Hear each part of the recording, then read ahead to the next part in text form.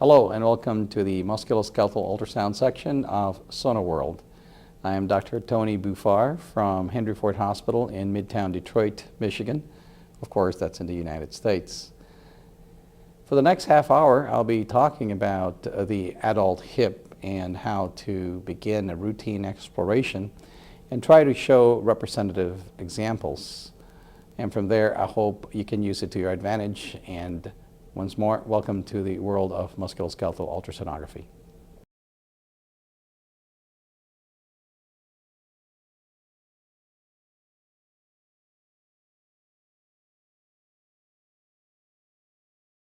For the ultrasonography of the adult hip, it would be best to begin by talking a little bit about technique and anatomy of the hip.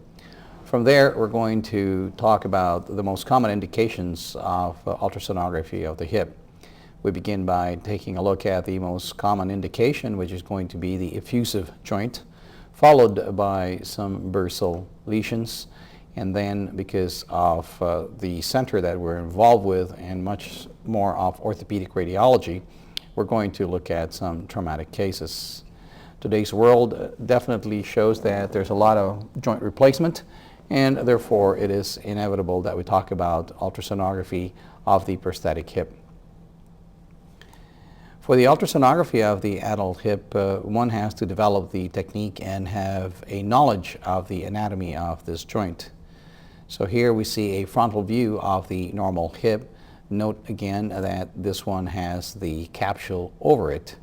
And once you have the colored image, try to remember that you look at images both on end-on or face-on if you wish. We like to say sometimes en face, and then a profile, as you can see on the right-hand side.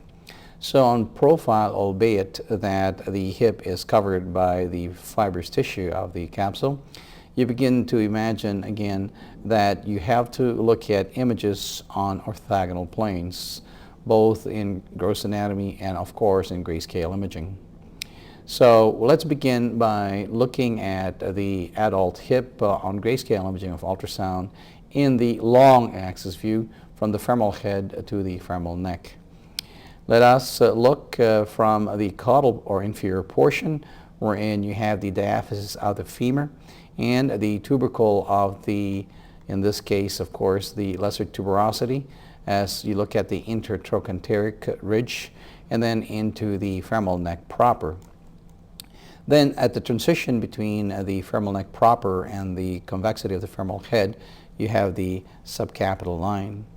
As you go cranially now, you approach a signal void or echo void here, representing the joint space, and finally you get to see the bony acoustic landmark of the acetabulum. Over the acetabulum, with a little bit of hypoechoic hyaline cartilage undercutting, you see the hyperechoic triangle of the acetabular labrum. Continuing inferiorly now, you note that there is the relatively thick capsule, okay, and here you could appreciate the volume of this capsule. Over that, you begin to appreciate the multipennate structure of the iliopsoas muscle. So while everybody is familiar with the color images of gross anatomy, we're now going to proceed in talking about the grayscale imaging. Note too that when we look at the adult hip, more often than not, we're using the curvy linear array transducer for the depth that's involved in looking at this hip joint. And if you look at the normal hip in the long axis view, you're now familiar with the skyline pattern or the silhouette in this profile. But it is not until you look at it also on short axis view. So you're now familiar with the hip in long axis view, and now we turn the probe in 90 degrees to look at it in its orthogonal plane. Once you do that, you note the convexity of the femoral head and of the left hip in this case, and of course over that you see the hyperechoic triangle one more time of the acetabular labrum. On top of that, you'll see the mixed pattern and echo signature of the styrene pattern of the iliopsoas muscle and iliopsoas tendon. And so here, therefore, one begins to appreciate the fact that all imaging must be done in orthogonal planes. It is not uncommon for us to turn slightly oblique in order to elongate the runway or the perspective of the femoral neck. As a matter of fact, when we do interventional approaches to the hip, we like this type of approach because it lengthens the runway, and so our target's a bit longer. So aside from a strict short axis view, as you can see on the right hand side, try to remember that you can also slightly oblique the transducer in order to accentuate any or all parts of the subcapital portion of the hip.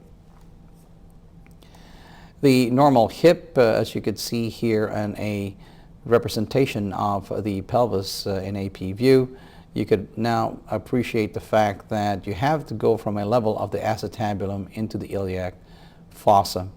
This is important because of the proximity and contiguity of the hip into the iliac fossa.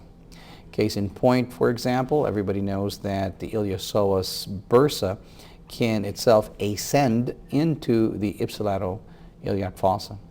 So here in grayscale imaging, you can appreciate the bone acoustic landmark of the inner portion of the iliac or innominate bone.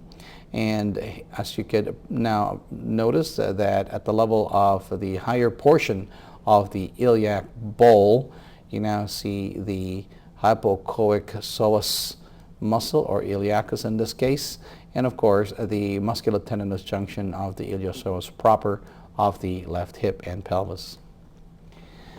So if you have familiarized yourself with the anatomy of the hip, it's now time to look at some of the uses of hip ultrasound in your patient. Let's begin again by looking at something in long axis view, and that means it's going to be in profile for the hip. Of course, most commonly, and all of us have rehearsed how to look at the effusive hip joint in the anterior approach only. So the collection of fluid will definitely be shown as it distends the capsule, as you can see here, a schematic drawing superimposed on a black and white image of the colored images I showed you earlier. But please do not forget that fluid loves to gravitate, and therefore it could pool into the posterior or inferior portion as shown here by the number 2. So you must position the patient in such a way that after you've addressed the anterior portion or the anterior capsule, that you'd like to check the posterior region. In doing so, when you look for hip effusion, a left-right comparison is important. Case in point, for example, we already have seen the normal left hip in the normal anatomy we just addressed. And everybody remembers the silhouette of the acetabulum, acetabular labrum, convexity of the femoral head, the subcapital neck part, and the proper neck portion of the front femur, and finally into the intertrochanteric region. And of course the non-distended capsule subjacent to the iliopsoas muscle. In the affected hip immediately over the acetabulum, femur, and femoral neck, you'll notice a distended capsule, and within it some mixed echogenic pattern representing an effusion. So left-right comparison is essential, especially when you address it to the non-imagers like your referring physicians or emergency room physicians. So once you are familiar with distension of the capsule, we can now begin to show some cases. This elderly gentleman comes in with pain and fever, and you do not even have to address or even hint at which hip is going to be affected. Point is, you're going to do a left-right comparison. But first, let's look at the radiographs. As you can see, of course, there already is joint space narrowing of the right hip. Let's go back to the initial examination or radiograph and recall that there is a great difference between the degree of the joint space on the asymptomatic left and the affected right. So here you see a dedicated view of the right hip, confirming indeed that there is joint space narrowing, and you could even get a hint that there is a little bit of distension of the gluteal outline and the iliopsoas outline on this cone-down view of the radiograph. It's not uncommon to immediately ask for an MRI if it's an emergent type of reason. And here you can see on a proton density coronal image that there is some signal void in the subchondral region representing fluid or contusion. Again, you could appreciate probably less than the radiograph, but still to some degree the joint space narrowing on MR. And of course, once you use the fluid-sensitive T2 sequence, obviously now you begin to appreciate not only the subchondral edema we talked about of the femoral head, but also that affecting the acetabular region, plus the distension of the capsule by fluid. Probably very little, much less appreciated on the proton density coronal images. Of course, immediately if you were to plant a probe in this individual, right off the bat, you could see in the long axis view here the silhouette of the acetabulum and the femur, the distended capsule, and perifocal to it would be some neovascularity in a Doppler positive hip, meaning that there is some indeed inflammation occurring in this individuals. This is the right hip. So now we're going to rotate the probe counterclockwise, and we're going to look at a plane at the level of the femoral neck. And when you do that, as you appreciated on the long axis view, note that on the short axis view, the markedly distended capsule in the subfemoral region, confirmation of the effusive hip at this point. Very simply, therefore, still in the short axis view of the right hip, you can introduce a needle, as shown here by this high-level linear echo. And to accentuate that, it is not uncommon for us to apply power Doppler in order to see not only the extent but also the direction of the needle. So with power Doppler, therefore, it helps us to immediately visualize the needle, and not only the shaft of the needle but the very tip of the bevel, in order to be clearly positive that we're within sampling area of the hip. This is a video clip available on the EULAR website, and this is Dr. Johan Koski from Finland, and this is the approach that most of us will take.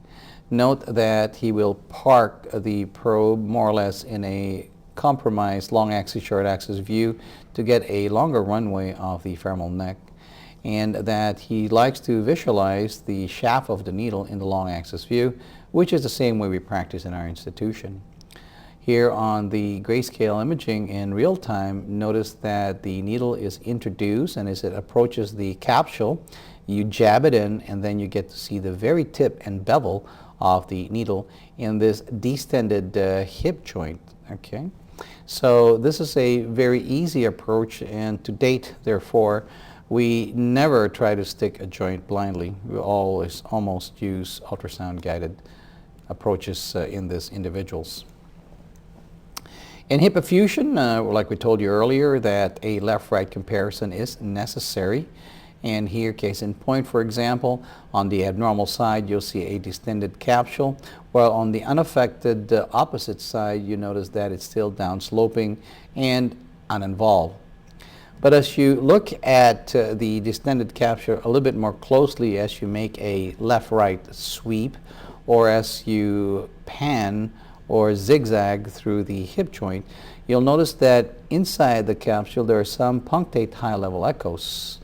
These high-level echoes eventually on radiographs are confirmed to be radiodensities on this frog leg radiograph, and on a coronal image proton density you will see that there is indeed distension of the capsule by uncomplicated fluid. On the axial images at the level of the femoral neck, you'll notice not only the distended capsule but also some synovitis involved. But yet, as you look a little bit closer on the T2 image here on axial, you'll notice these signal voids representing synovial chondromatosis. So it is important, after you have looked at the fluid in any effusion, especially in the hip, to further characterize it if there's going to be some high-level punctate echoes, in this case representing the innumerable loose bodies of synovial chondromatosis versus synovitis. Let's now look at another case wherein the individual comes in with hip pain and effusion. One more time, until we identify it on ultrasound or sometimes on radiographs, we probably wouldn't guess right away which hip is involved.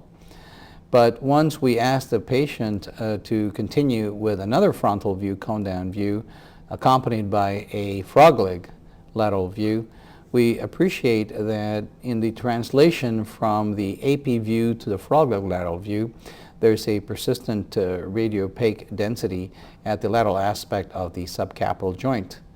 And this loose body now is readily confirmed in the long axis view on ultrasound when you see that between the bony acoustic landmark of the acetabulum and the convexity of the femoral head, you see the curvilinear high-level echo in between the two structures plus distending the capsule, confirming indeed that this is a loose body.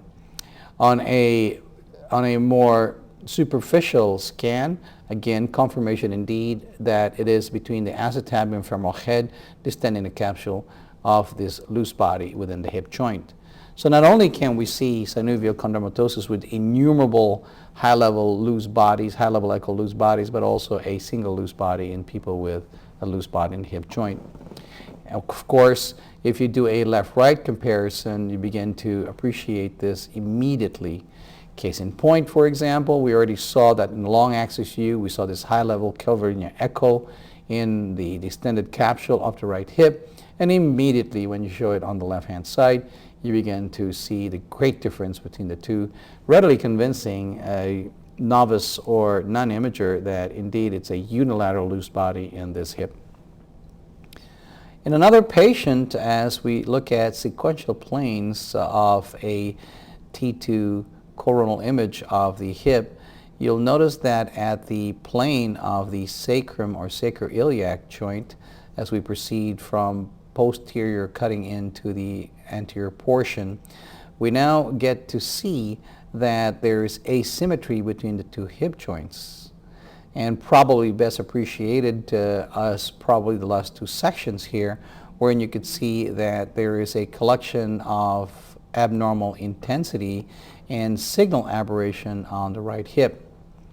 If you look at that, therefore, you are approaching visually the right posterior hip in this individual. We could readily detect the bony acoustic landmark of the posterior acetabulum and an abnormal collection of mixed tissue right posterior or immediately posterior to it. So on ultrasound, therefore, this is what you're going to see. But first, since we already oriented you on MRI, let's again start with that. Already we were pointing out that there is increased signal aberration asymmetrically affecting the right hip. Here, for example, the same fluid collection that you can appreciate and see on MRI is readily seen on the same coronal view on ultrasound. And this is the posterior approach. This is why, although anterior approach is probably easier, do not forget to look at the posterior hip. And here you begin to note that there is a hypoechoic collection of fluids surrounded by a rind of soft tissue representing this abnormality on a, if you wish, a long axis view and then on a short axis view, again giving you that orthogonal orientation and triangulation that you'll need as an imager. Once you've identified that, we'll stay on the axial view, and again you have your target listed here and visualized as hypoechoic lesion. All you need to do now is introduce a needle, and very clearly you could see the entire shaft of the needle. But not only that, but also there's a bevel in the tip of the needle, to the point that you can even see that it is a bevel up, that the bevel is directed superiorly, or at least in this case anteriorly, in order to sample correctly this posterior hip effusion. In this individual, of course, the most common bug that we've been cultivating in our center is going to be Staphylococcus aureus.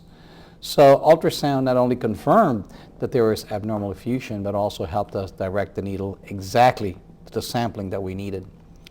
Let's move on to the multiple bursae of the hip, and this is going to be important. The definition of a bursa is a small purse or bag in Latin, and wineskin or hide, but animal hide in Greek.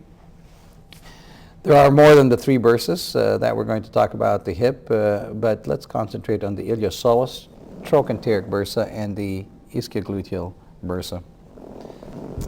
In a schematic drawing, we're going to show first the more common greater trochanteric bursa on the lateral aspect, usually draped over the greater trochanter. And then the least common is going to be the Ischiogluteal Bursa, located just over the posterior tubercle of the ischium.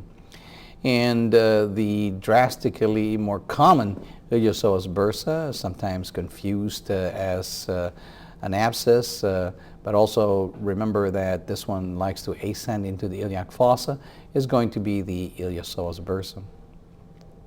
In a sagittal view of this, on the axial view, you could appreciate the llio-Psoas bursa jutting out of the femoral head in between the ilio-psoas and the pectineus, but remember that it's clearly adjacent to the great vessels. So this same bursa would like to ascend into the iliac fossa. On the coronal view, the llio-Psoas bursa again starts at the ilio-psoas junction and insertion on the lesser trochanter, and it likes to occur in between them, but notice that it's going to go over the ilioinguinal ligament and deposit itself over the iliac fossa. Suffice to say, therefore, that it is on the medial aspect of the hip and within the proximity of the great vessels. Here on the left hip of a patient, on a T2 axial view of the hip, you'll notice the femoral head and then the acetabular fossa.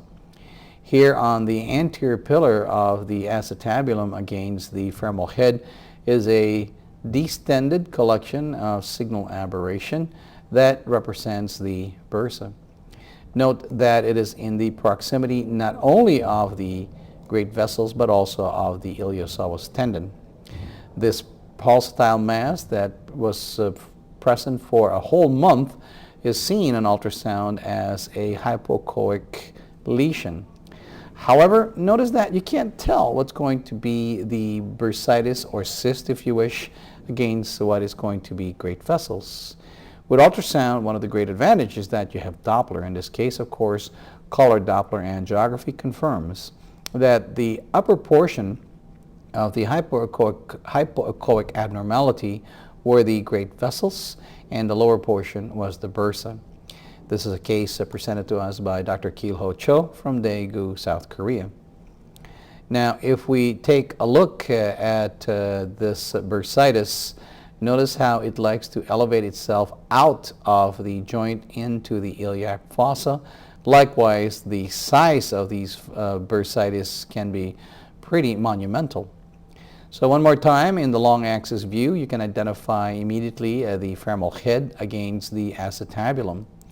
And initially, when you put your probe down, you'll notice that it's very difficult to delineate what's going to be the sac or bursitis, the cystic appearance, against what's going to be great vessels. Many of us, of course, are very familiar with the pulsatile nature of the great vessels and probably can appreciate it on great scale. But it's not until you put a Doppler angiography that definitely now you could see that it is the great vessel that is draped over this large and monumental llio-Psoas bursitis. Sometimes they may be quite small and yet approachable by needle guidance. Case in point in this example, on the right hip of the patient who's lying down, and you're looking at the patient from his feet, you'll notice that there's a heart-shaped collection of increased abnormal signal collection, should be representing fluid. Note that it's pushed the tendon to the lateral aspect on short axis view, and on axial view, these are the great vessels. Also, before you leave the MR image and look at the ultrasound image, note that if you jump from the right hip to the left hip, there's a smaller llio-Psoas bursa. Again, one more time, immediately adjacent to the tendon, iliopsoas tendon, and in proximity of the great vessels. Looking at the right hip on ultrasound on short axis view, you can readily identify the bone acoustic landmark of the acetabulum and femoral head, but also the bristle pattern of the tendon. And then once you have identified that, there is a collection of hypoechogenicity in between the tendon and a second area of hypoechoic structures. clearly. If you've done that, then remember that it was going to be tendon, bursa, and vessels. So an ultrasound on a short axis view now, one more time, bony acoustic landmark of the femoral head. On top of that is the tendon of the llio-Psoas, and put Doppler in because immediately you confirm that what was signal void on MR and initially echolucent now clearly were the great vessels. But what's important about this case now is you can appreciate the fact that we have clearly demarcated all the structures. Therefore, we can now thread a needle exactly to the area that we need to sample. So once you have that, you can direct under ultrasound guidance not only the direction of the shaft of the needle, but also the very tip or bevel of the needle. And in this case, it only turned out to be hydroxyapatite-induced synovitis in a patient who had prostate carcinoma. But again, one more time, sampling it under ultrasound guidance clearly gives us that after aspiration, we have a clear diagnosis, in this case, hydroxyapatite synovitis. Let's switch from the more common llio-Psoas bursitis to the greater trochanteric bursa. And if you take a look at this schematic drawing, you'll notice that all segments of the gluteus muscle from the minimus to the maxima have interdigitating bursa. And what is interesting about this is that each one has its own insertion, or at least each muscle group has its own insertion into the facet of the greater trochanter. But even more interesting than that is that between every muscle group of the gluteus, you'll notice some bursa. Of course, while we call it bursitis, it's very difficult to separate what is bursitis from tendinitis. That's the schematic drawing. Here one more time, one line drawing showing clearly that the minimus, medius, and the fascia lata, or gluteus maximus, which inserts on the fascia lata, have each individual bursa. And again, for confirmation, you can go ahead and inject some barium contrast. Here you see on a C-arm image, or radiography, that we can inject each bursa individually and confirming the location. Here, of course, as you can see from Dunn's Clinical Anatomy in 2003, that we can fill these potential spaces with contrast on C-arm imaging. It is easy to confirm the silhouette on long axis view of the greater trochanter. And so here, for example, on the right hip, you can identify the greater trochanter and then the subtrochanteric region going into the metadiaphyses of the femur. Over that, you have not only the iliotibial band, but also insertion of the gluteal muscles. This is on the long axis view. So in patient in decubitus position, very simply, line up the transducer, identify the silhouette of not only the greater trochanter, but also a part of the lateral acetabulum, or if you wish, the ilium. Once you've done that, with a little bit of heel-toe maneuver, you can confirm the fibular pattern inserting into the enthesis of the greater trochanter. When affected, immediately, of course, you know that over the greater trochanter, you're going to see a distended fluid-filled sac, most likely, usually uncomplicated. But in chronic cases, of course, you'll see some intraluminal echoes within this distended sac.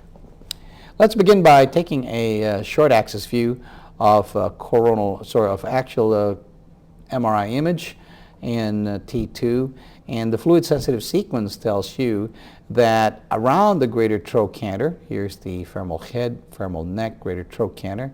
On the medial aspect, you see the acetabular fossa. That around the greater trochanter, you have a collection of abnormal fluid distending not only from the anterior portion all the way down, all the way posteriorly to the back of the patient's hip.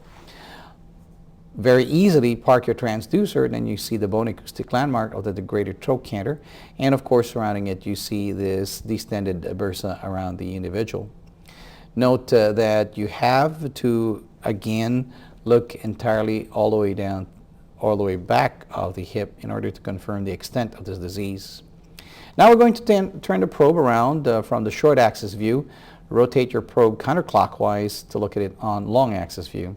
And in doing so, immediately you have already rehearsed on how to look at the long axis view of the greater trochanter, and you see the tubercle and the metatarsals of the femur. And what was supposed to be an imperceptible bursa and uninterrupted fibular insertion into the greater trochanter, now you see this markedly distended sac conformation of a trochanteric bursitis in a 50-year-old female on short axis view ultrasound, long axis view ultrasound. For confirmation, of course, you may employ MR, but it really was unnecessary. The least most common bursa in the hip is going to be the one over the ischium of the ischial tuberosity, or the tubercle of the ischial tuberosity. It is said that it's usually secondary to sitting on hard surfaces while crossing their legs, so quite common in some Asian cultures wherein people like to squat more often than not. Here from Moore's anatomy, you could see that the pressure that's going to be demanded on the ischial tuberosity as people have prolonged sitting, for example, in a chair, or if they were to squat for lengthy periods of time. And so these could be seen in vibration-related jobs such as cloth weavers, tractor drivers or those semi-drivers, and of course road equipment machines that really have sustained vibration of their equipment. Once in a while, of course, you'll notice that what is ever in industrial medicine is translated into the athletes, and we see this in canoeing and horseback riding. What we see in these individuals is a referred pain around the ischial tuberosity from the ischial bursitis. And why not? Here, while Netter's drawing shows a left hip examination, and if we do a gross anatomy look at it, you'll appreciate the fact that if you take a peek at the ischial tuberosity, that the proximity of the sciatic nerve to this area and the posterior cutaneous nerves to this tubercle and a potential and a very potential bursa is really most likely to affect all these structures. So, on MR imaging, if you look at the left hip of an individual, let's begin by taking a peek on the fluid-sensitive T2 image. You'll notice that the unaffected ischial tuberosity on the right side, as we go over the patient's perineum onto the left side, that clearly there is a signal aberration unilateral to the left side. And as we jump to the axial imaging, patient is lying down and you're looking at the patient from his or her feet. You'll notice the left-right comparison, there's a collection of fluid. But again, if you take a sagittal view of the same individual, here's the ischial tuberosity, and this is the anterior portion of the patient, you'll notice that there's a fluid, blood or fluid level. And of course, isn't it much more simple to look at it on ultrasound? Because if you do this in the long axis view, that means the top of your transducer is directed to patient's head and the bottom of your transducer, patient's feet. Not only do you confirm a distension of the bursa, but also a fluid level. But clearly, the higher level echoes that you could see is the particulate portions of blood that is gravitating to that area. So we've seen technique, anatomy, effusion, and bursitis, and now let's jump into what trauma would appear like. In chronic disease or avulsion injuries, this is what could appear. Let's first look at the asymptomatic side. On the right-hand side, you see the anterior inferior iliac spine, where the origin of the rectus femoris is. And if you jump to the affected side, you will clearly note that there is asymmetry or a lot more traffic on the affected side. So what was supposed to be a sustained fibular pattern of the tendon is now interrupted by this hypoechoic collection of fluid. Let's go to the short axis view. First the unaffected side, and you could see the bristle pattern of the hyperechoic tendon clearly inserting into the anterior inferior iliac spine. The affected side has not only this hypoechogenicity, but a rind of high-level echoes surrounding it without too much of a posterior acoustic shadowing. So when you do a Doppler positivity on this individual, you could see that not only does it confirm the extent of the disease, but also the acuity or recurrence of this disease. So in this same individual, therefore, if you were to take a radiograph, a frontal radiograph, in this case coned down or cropped, you'll appreciate now a high level opacity adjacent to the anterior inferior iliac spine, indeed confirming that there is an abnormality in that region. For academic sake, although it's so clearly unnecessary, let's look at the corresponding coronal view, and you'll notice that on the fluid-sensitive T2 sequence that there is increased fluid collection trickling down, but also a signal void surrounding the same rind that represented the calcification. If you look at this on actual MR images, very difficult to immediately detect the abnormality on the anatomic sequence. Here you see the femoral head, the acetabulum, the anterior inferior iliac spine. It is not until you employ the actual image on T2 sequence for the fluid sensitivity that you begin to appreciate the edema, the abnormal fluid collection, and of course the signal void representing the calcifications in front of the hip at the origin of the anterior inferior iliac spine. Once in a while, you'll be directed into some symptomatology of the adductors, or some people might think about pubalgia. So pain in the pubic symphysis area is also addressed as part of the hip exploration. Here you could see the gross anatomy of the different facets and tubercles of the lateral portion of the symphysis pubis, where you're going to see the origin of the adductor longus, brevis, and magnus. As you go from the cranial portion, as you go from the inferior portion to the cranial portion, you'll notice each individual facets and insertions of the adductors. What is going to be important here initially for the imagers who want to begin exploration of hip studies is to do a left-right comparison. So for adductor tears, for example, when you begin initially, you'll notice that the adductor longus, brevis, and magnus, and if you look at the bone acoustic landmark, you could see that there may be some interruption and edema or contusion of the longus at this point. But it's not until you do a long axis, short axis view that you'll see that there's indeed an interruption of the pinnate structure of the muscles. In this case here, you see the hypoechoic defect, a measurable gap in this individual, now consisting indeed of an adductor tear. And from a short axis view, now you take a look at a long axis view. Now you can clearly see not only the retraction of the medial and lateral stumps, but also a large collection of hematoma interposed within this area. I know that it's easy for us to judge people who like work in emergency rooms, or at least for walk-in patients, and it may be quite difficult, but once in a while, be it as it may, we on radiographs may miss some fractures. Case in point, a 65-year-old female comes in with dull pain in the left hip for the past 2 weeks. While initially the radiographs were dictated as unremarkable, but it is the radiographically occult fractures that may occur. And sure enough, because it is hip pain, they might ask for an ultrasound to look for an effusive hip. Let's begin with the unaffected right side, and you already are familiar with the bone acoustic landmark of the femoral head, the subcapital region, and the femoral neck. You note here that the capsule is not distended and that the iliopsoas muscle is not splayed.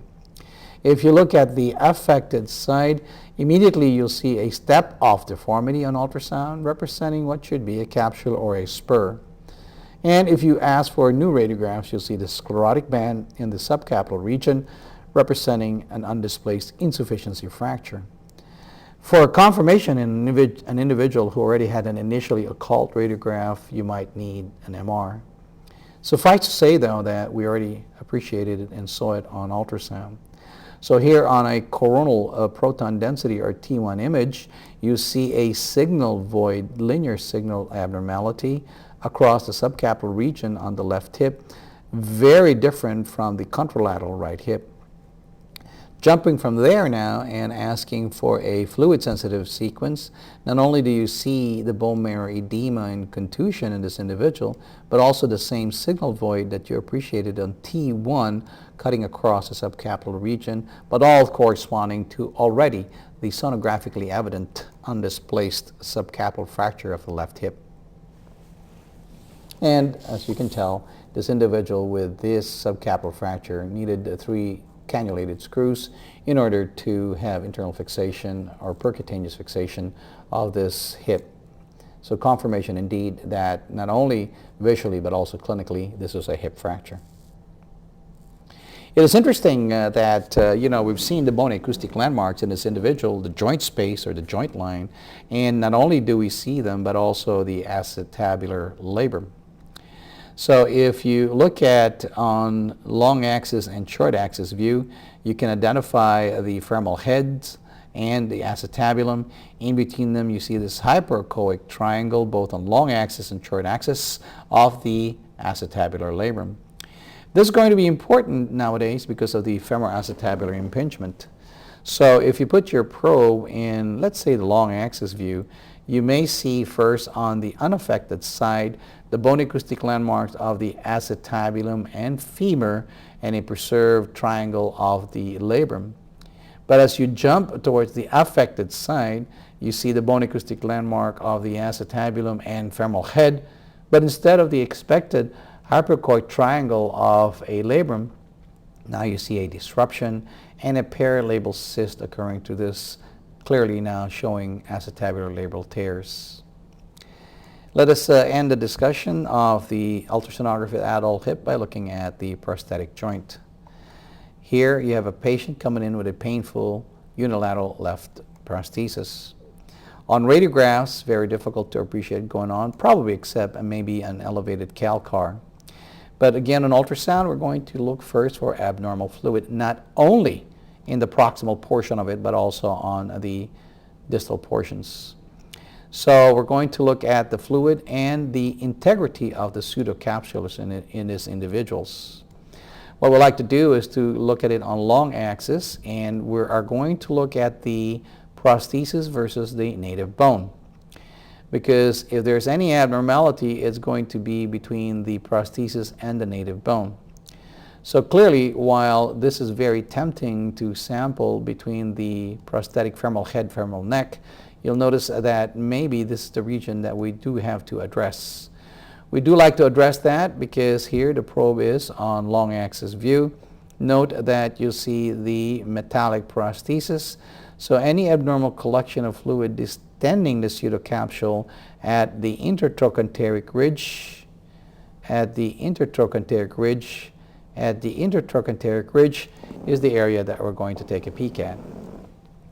So case in point, therefore, when an individual, a 50-year-old youngish male, comes in with painful prosthesis only 5 years after a ceramic total hip replacement, we're going to address not only the metallic portions but also the intertrochanteric ridge. We're going to look for not only septic loosening but also mechanical loosening and wear debris synovitis.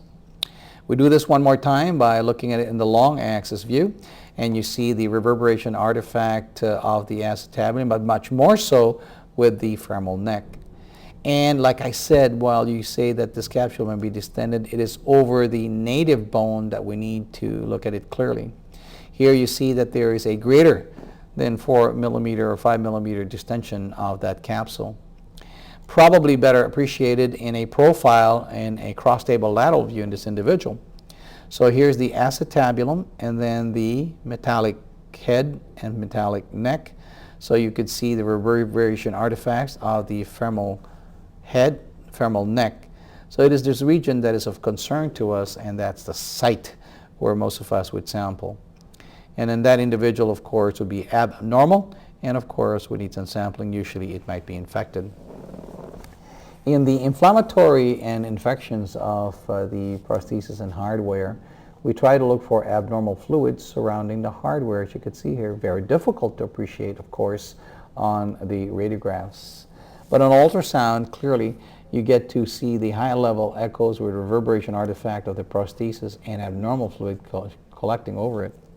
So here you see dynamic imaging, wherein now you started on long axis, and on short axis you begin to see the prosthesis and the abnormal fluid collecting over it. But maybe some of you have already appreciated some punctate high-level echoes on the left-hand side of the prosthesis. We don't know if this is gas entrapped in the synovitis or maybe some debris floating.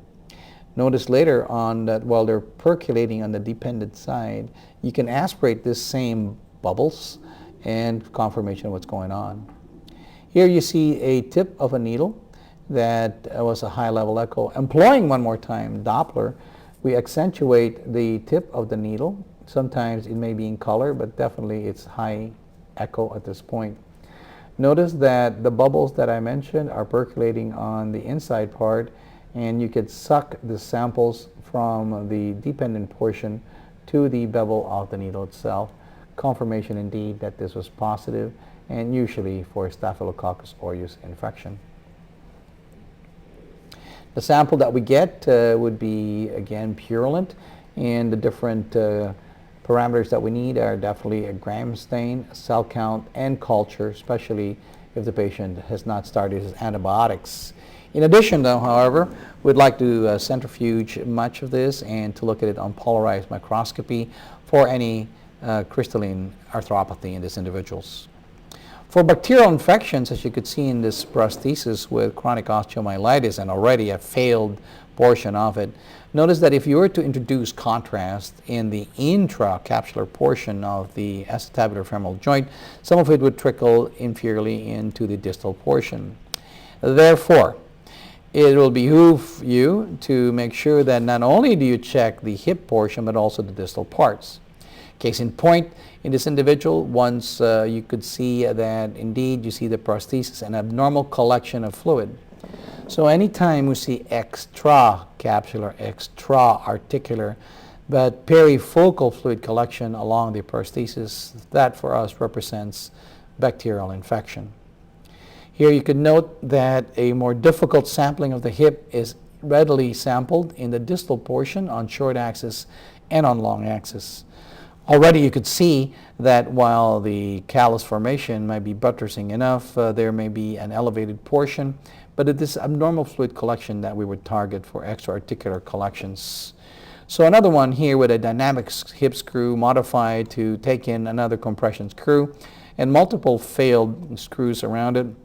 Isn't it much simpler, instead of sampling the hip, as you could see with a pseudocapsule, to go down to the distal portion, again the high-level echoes of the prosthesis, but the abnormal collection of fluid clearly states that this is what you need to sample. So once you go from the hip all the way down to the plate, as you could see here, without any reverberation artifact, but as you proceed further caudally, inferiorly, that abnormal collection of fluid tells you that indeed this is the area that you want to sample for confirmation. Once in a while, though, you could have changes like this. Note the incongruity of the artificial femoral head against the acetabular cup. We don't know if this was a traumatic dislocation or simply wear and tear.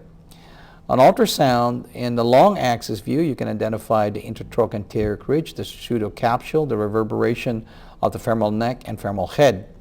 But lo and behold, while you may think that this is part of the acetabular component, when we do a dynamic imaging, notice that it releases, and you know that this is an artifact and intraluminal collection.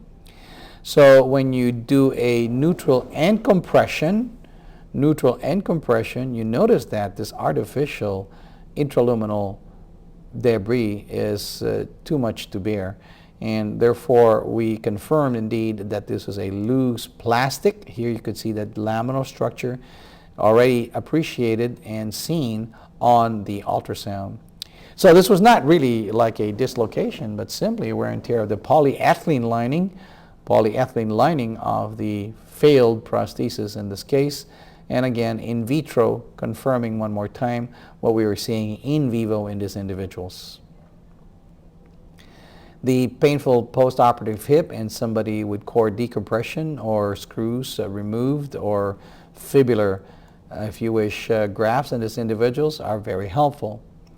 Here on MR, you could see the retained tracts in this individual, surrounding fluid around the area, but it's readily more probably seen that we could look at this changes in this individual with a kidney transplant around the region. So kidney transplant, fibular grafting, avascular necrosis, what is going on with the right hip? Now, the artifacts-laden MRI images is very difficult to see, but once it developed fever and pain, we could again have a baseline radiograph go into the more complicated or very complex interpretation of MR. But very simply for us, because we don't have an open magnet yet, again, immediate confirmation of the fluid collection between the acetabulum and femur and a distension. Note that it is a failed graft because of the fluid accumulating outside it, and therefore very simply for us to sample the region, and if it's sterile, we know that maybe it is disengaging and some of the graft material outside of the femoral neck versus culture if there's going to be positive changes. In this case, it turned out to be gram-positive cocci. So, very nice perspective and orientation on MR, confirmation on ultrasound, and definitely sampling by ultrasound. Again, the patient needed a post-operative, as you could see, changes here in this individual, and of course he went on to have a hip replacement later on. Once in a while we encounter cases like this wherein we're sure that the pain is secondary to this prosthesis. We warned you, while it's very easy to approach the hip portion, the intra-articular portion, that it is not uncommon that something else is going to occur extra-articular or distally. So what are we looking here? Are we looking at a failed prosthesis? Are we looking at a secondary tumefactive changes in this individual, like sarcoma, or is it simply loosening? So we begin to look first at the baseline radiographs. Cone down views shows you that at the very end of the tip of the prosthesis you have this cauliflower frightening appearance, spiculated lesion, and that's what we're going to address. Therefore it's unnecessary to go to the acetabular portion. On ultrasound, again, the horn-like cauliflower type of appearance persists. But even more interesting is the fluid collection in this individual, and again perforating the cortex of the femur. First on CT, the low attenuation corresponds to the echolucent abnormality. Here you see the horns of the cortical remodeling that we already appreciated on the radiographs, and one more time on ultrasound, but again re-demonstrated on CT. But also on CT you could see inside more high-level attenuation that could represent some debris.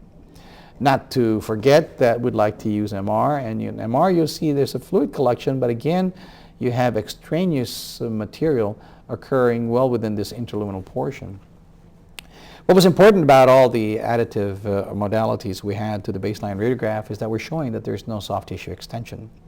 That indeed the source was coming from the intramedullary portion of the femur, presumably from the indwelling prosthesis. So here we already saw it on ultrasound on short axis view, and now let's look at it on real-time imaging. On real-time imaging you can now see that there is the continued cortical shield of the femur, but as we proceed further down, now we're going to see the abnormal collection of fluid in these individuals. So we're still looking at infection versus inflammation. And as you could tell now, as we switch, there's this needle coming in. Notice that the bevel is down and that we are approaching just the fluid, but then we could sample whatever areas we need. Here, a little bit of possibly air introduced by us, or maybe part of the debris that we were sampling. Case in point, though, we're telling you that we are going to sample it easily with ultrasound. And going around, we scoot and sample not only the fluid, but also some of the soft tissues. When we do that, what we collect are these flake-like, I guess, whitish substances that look like a pseudo-abscess to us. But yet, when you do histologies in these individuals, you'll notice that this collection against the backdrop of some leukocytes definitely tells you that this is particle disease. So what happens? The failed prosthesis was trickling down and exuding towards the distal portion, and the prosthesis itself completely failed. And here, if you wish, you see this tumefactive changes representing an implant wear that was seen on ultrasound as a collection of fluid, clearly sampled immediately on ultrasound under needle guidance, and on MR telling us the different intensities present. But it's not until we see it and sample with ultrasound that we confirm that this was particle disease mimicking a tumor. So, in conclusion, therefore, get to know the technique and the anatomy of the hip in order to have an easy time in facilitating your exploration of the hip. And the different indications of effusion, bursitis, trauma, and prosthesis you are now familiar with, and so with that, therefore, I think one should be able to do a good ultrasound examination of the adult hip. Thank you so much for your attention, and I had a great time being with you today.